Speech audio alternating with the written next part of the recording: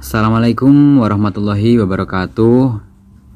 Yang terhormat Ibu Fatihah selaku dosen pengampu program studi pengantar sosiologi. Yang kami hormati Komting kelas 2F. Dan tak lupa teman-teman yang sama-sama kami cintai dan kami banggakan. Kami dari kelompok 9 dengan anggota 1 Afrah Wiji Waras Sahyani dengan NIM 430102000174. Lalu saya sendiri Nur Muhammad Al-Faris dengan NIM 430102000173. Dan yang ketiga Zidna Niam dengan NIM 430102000172 akan mempresentasikan materi yang berjudul masalah sosial.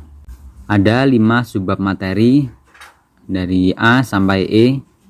Adapun materi awal akan dibawakan oleh Mas Zidna Niam. Kepadanya dipersilahkan. Definisi masalah sosial. Istilah masalah sosial mengandung 2 kata, yakni masalah dan sosial. Kata sosial membedakan masalah ini dengan masalah ekonomi, politik, fisika, kimia, dan masalah lainnya. Meskipun bidang-bidang ini masih terkait dengan masalah sosial, kata sosial antara lain mengacu pada masyarakat, hubungan sosial, struktur sosial, dan organisasi. Masalah sosial adalah suatu ketidaksesuaian antara unsur-unsur kebudayaan atau masyarakat yang membahayakan kehidupan kelompok sosial. Ada berbagai pandangan para tokoh dalam mengidentifikasi masalah sosial. Pandangan itu antara lain sebagai berikut. A. Menurut Surjono Soekanto, masalah sosial adalah sesuatu ketidaksesuaian antara unsur-unsur kebudayaan dan masyarakat yang membahayakan kehidupan kelompok sosial. Jika terjadi bentrokan atau unsur-unsur ada dapat menimbulkan kegangguan hubungan sosial, seperti kegoyahan dalam hidup kelompok atau sosial. Menurut Surjono Soekanto, masalah sosial dapat dikategorikan menjadi 4 jenis faktor, yakni antara lain faktor ekonomi, yaitu kemiskinan atau pengangguran. Yang kedua, faktor budaya, perceraian atau kenakalan remaja. Yang ketiga, faktor biologis, penyakit menular atau keracunan makanan. Yang keempat, faktor psikologis, penyakit saraf, aliran saraf. Yang B yaitu menurut Rubington dan Winberg mengidentifikasi masalah sosial sebagai berikut.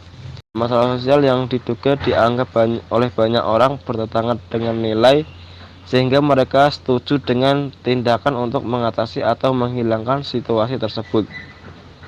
Berdasarkan definisi di atas, maka dapat berbagai unsur dari pengertian masalah sosial, yaitu situasi. Masalah sosial merupakan sesuatu situasi namun sembarang situasi. Masalah sosial adalah situasi yang diduga atau dianggap mengganggu tidak mengenakan orang lain. Yang kedua yaitu orang. Dalam masalah sosial paling tidak terdapat 3 pihak yang terlibat. Pihak pertama adalah orang yang memahami masalah sosial atau melakukan pelanggaran. Yang kedua yaitu orang yang menjadi korban masalah tersebut. Yang ketiga adalah orang yang berkaitan dengan permasalahan dan menilai situasi tersebut sebagai situasi yang bermasalah. Yang ketiga, norma dan nilai. Dalam masalah sosial terdapat norma dan nilai yang dilanggar, padahal norma dan nilai seharusnya dijunjung tinggi dan dijadikan landasan dalam berperilaku. Yang keempat, tindakan. Jika ada masalah, maka di sisi lain ada suatu tindakan atau mengharapkan orang tidak untuk menghadapi dan memecahkan masalah sosial tersebut. Yang C yaitu menurut Martin S. Winberg, masalah sosial adalah situasi yang dinyatakan sebagai keadaan yang bertentangan dengan nilai-nilai terhadap masyarakat yang cukup penting, di mana masyarakat telah sepakat melakukan suatu tindakan untuk merubah situasi tersebut. Dari beberapa pendapat di atas, maka dapat diambil kesimpulan bahwa yang dimaksud dengan masalah sosial adalah suatu kondisi yang tidak diharapkan timbul dalam masyarakat karena mengganggu ketentraman masyarakat. Kemudian diperlukan juga adanya tindakan dari hasil kesepakatan bersama untuk memperbaikinya. Terima kasih kepada Mas Zidna Niam. Selanjutnya materi akan dibawakan oleh Mbak Afrah Wiji. Kepada Mbak Afrah Wiji dipersilahkan. B. Klasifikasi masalah sosial. Masalah sosial timbul dari kekurangan-kekurangan dalam diri manusia atau kelompok sosial yang bersumber pada faktor-faktor ekonomis, biologis, psikologis, dan kebudayaan. Sesuai dengan sumber-sumbernya, masalah sosial dapat diklasifikasikan sebagai berikut. Yang pertama, klasifikasi atas dasar dikotomi. A. Masalah sosial patologis dan non-patologis.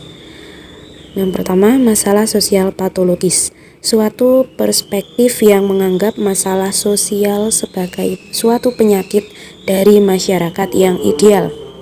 Menurut Kartini Kartono, patologi sosial adalah sebuah tingkah laku yang bertentangan dengan norma kebaikan, stabilitas lokal, pola kesederhanaan, moral, hak milik, solidaritas kekeluargaan, hidup rukun bertetangga, disiplin, kebaikan, dan hukum formal.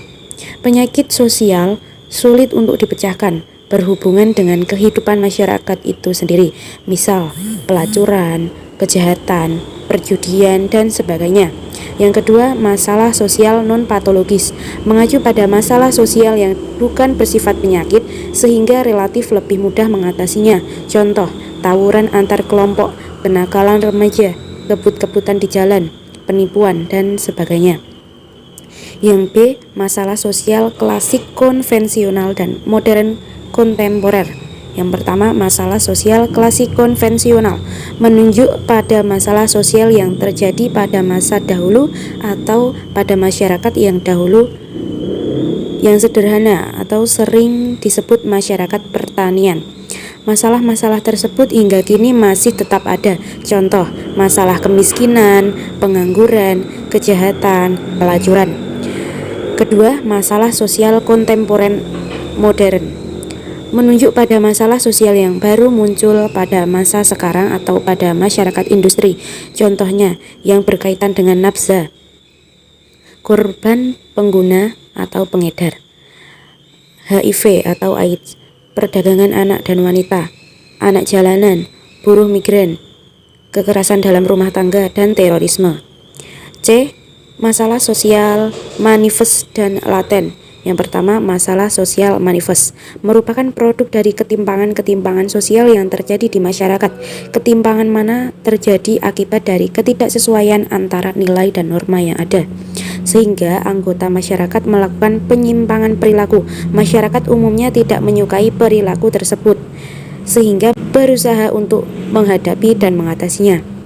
Kedua, masalah sosial laten merupakan masalah sosial yang ada tapi tidak disadari oleh masyarakat atau masyarakat tidak berdaya untuk mengatasinya, atau juga berkaitan dengan nilai-nilai yang dimiliki oleh suatu masyarakat. Contohnya, masalah konflik laten yang berlatar belakang SARA, keterbelakangan masyarakat dalam berbagai bidang kehidupan dan antar golongan, kebebasan hubungan seks di kalangan remaja, dan terorisme. Yang D, masalah sosial strategis dan non-strategis atau biasa. Yang pertama, masalah sosial strategis merupakan masalah sosial yang dianggap sentral dan dapat mengakibatkan masalah-masalah sosial lainnya. Contohnya, masalah kemiskinan yang dapat menyebabkan timbulnya masalah kejahatan, keterlantaran, pelacuran, penganiayaan, penjualan anak dan perempuan. Yang kedua, masalah sosial biasa mengacu pada masalah yang terjadi dalam lingkup relatif kecil dan dianggap tidak akan menimbulkan dampak besar. Contohnya, pertengkaran antar tetangga, perkelahian antar kelompok kecil, atau dan perceraian. Yang kedua, klasifikasi atas dasar warisan atau heritage. A. Warisan sosial meliputi berbagai masalah yang berkaitan dengan interaksi sosial di masyarakat.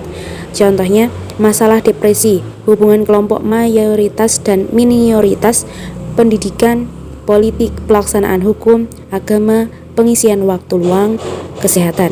Yang B. Warisan biologis berkaitan dengan masalah kependudukan. Misalnya adalah masalah migrasi, berkurang atau bertambahnya penduduk, terbatasnya kelahiran, kecacatan bayi karena bawaan atau bukan. C. Warisan fisik terjadi karena adanya keterbatasan atau pengurangan sumber daya alam yang menimbulkan masalah bagi masyarakat sekitarnya. Contohnya, kemiskinan di daerah tandus, penyakit-penyakit karena adanya polusi tanah, air, udara. D. Warisan akibat kebijakan sosial. Masalah-masalah sosial yang timbul akibat kurang tepatnya suatu penetapan kebijakan di masyarakat.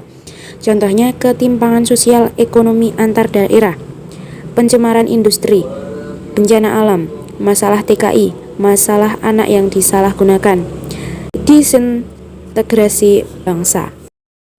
Terima kasih kepada Mbak Afrah Wiji. Selanjutnya materi akan dibawakan oleh saya sendiri. C. Ukuran masalah sosial. Di dalam menentukan apakah suatu masalah merupakan masalah sosial atau tidak, sosiologi mempergunakan beberapa pokok persoalan sebagai ukuran, yaitu 1. Kriteria utama. Kriteria utama suatu masalah sosial yaitu tidak adanya persesuaian antara ukuran-ukuran dan nilai-nilai sosial dengan kenyataan-kenyataan serta tindakan-tindakan sosial. Unsur pertama dan pokok dari masalah sosial adalah adanya perbedaan yang mencolok dengan kondisi-kondisi nyata kehidupan. Poin yang kedua, sumber-sumber sosial masalah sosial. Masalah sosial merupakan persoalan yang timbul secara langsung dari atau bersumber langsung pada kondisi maupun proses sosial. Sebab terpenting masalah sosial haruslah bersifat sosial. Ukurannya tidaklah semata-mata pada perwujudannya yang bersifat sosial, akan tetapi juga pada sumbernya.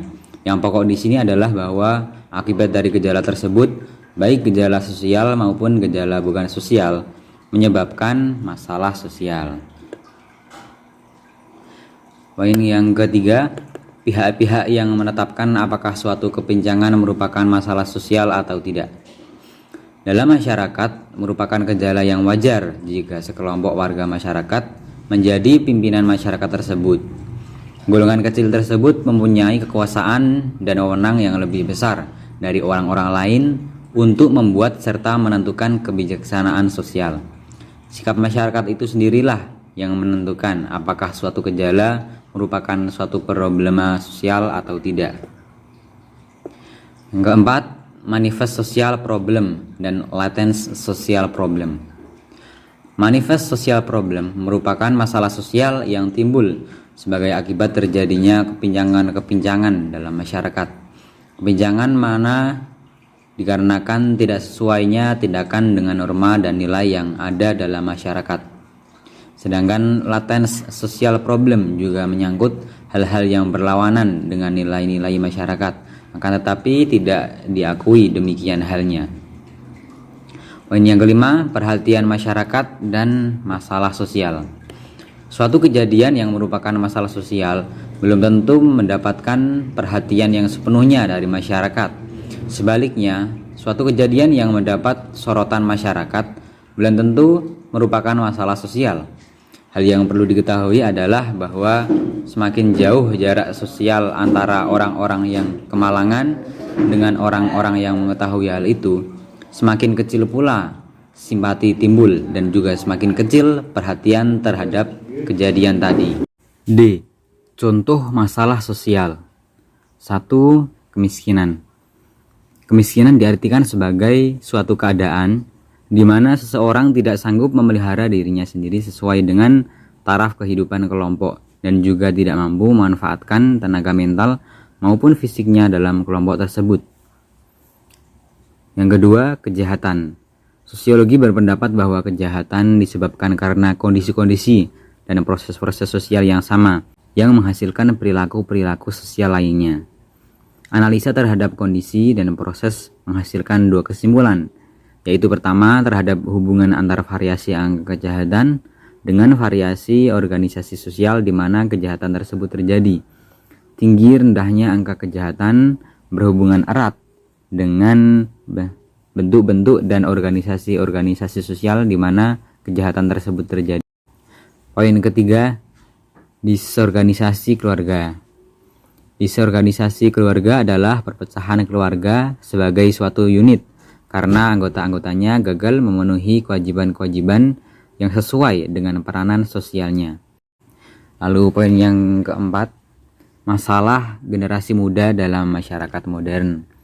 Masalah generasi muda pada umumnya ditandai oleh dua ciri yang berlawanan, yakni keinginan untuk melawan dalam bentuk radikalisme, delinkuensi, dan sebagainya, dan sikap yang apatis, penyesuaian yang membabi buta terhadap ukuran moral generasi tua. Yang poin kelima, peperangan.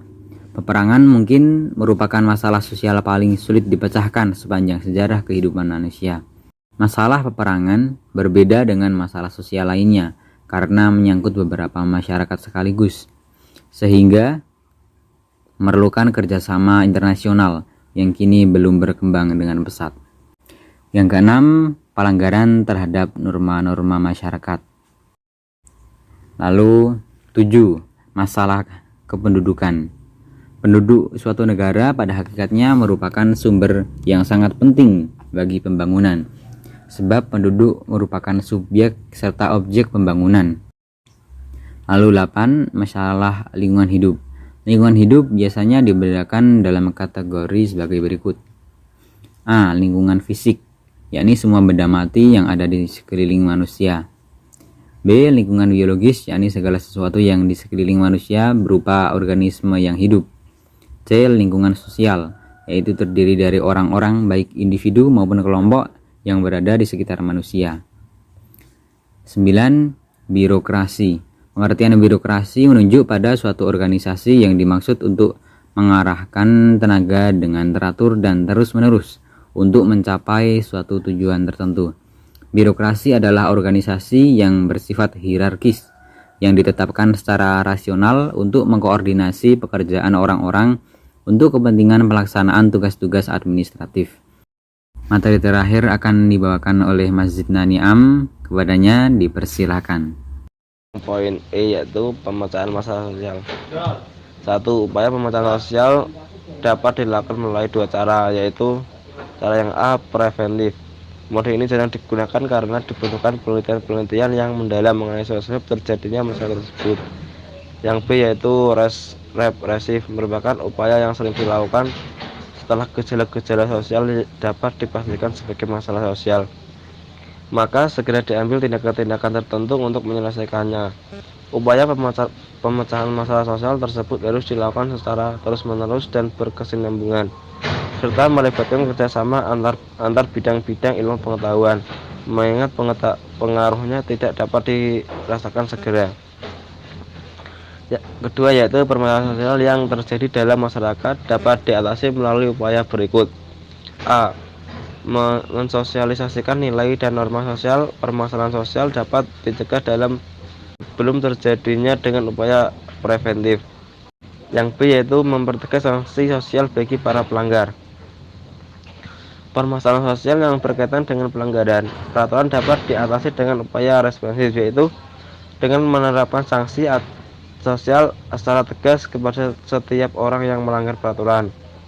Yang C yaitu meningkatkan pemerataan pembangunan dan pendidikan. Tingkat pertumbuhan ekonomi yang tinggi tanpa disertai pemerataan pembangunan hanya menciptakan perekonomian yang lemah. Pembangunan penting untuk meningkatkan pendapatan ekonomi per kapita.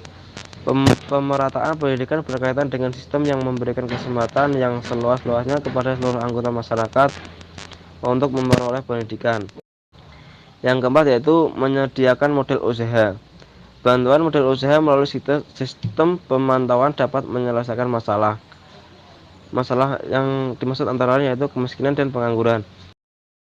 Cukup sekian yang dapat kami sampaikan. Apabila ada kesalahan kata maupun hal-hal yang kurang berkenan di hati, kami mohon maaf sebesar-besarnya. Kami akhiri, wallahul muwaffiq ila aqwamit thoriq. Wassalamualaikum warahmatullahi wabarakatuh.